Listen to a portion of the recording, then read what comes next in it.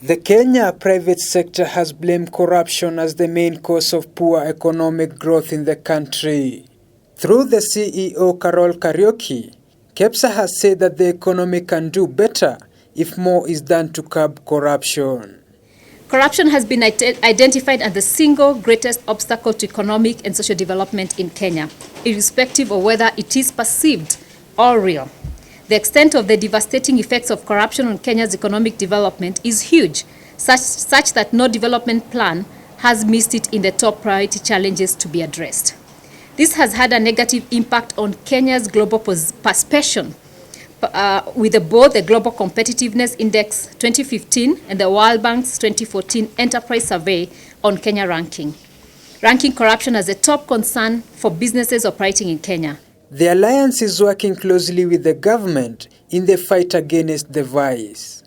The private sector is the supply side of most corruption in Kenya, mostly through public procurement, which accounts for 70% of corruption in the public sector.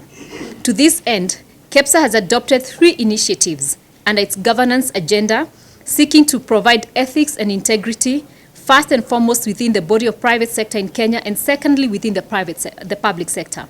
The CEO said some sectors are prone to corruption due to the nature of their operations. The import and export subsector tops the list of points of interaction where corruption is highly likely to occur with a 36% chance.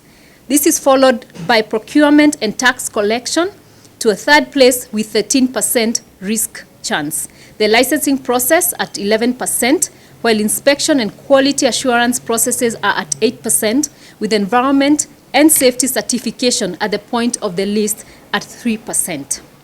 Reduction in corruption cases will lead to increased job opportunities, as this will attract investors.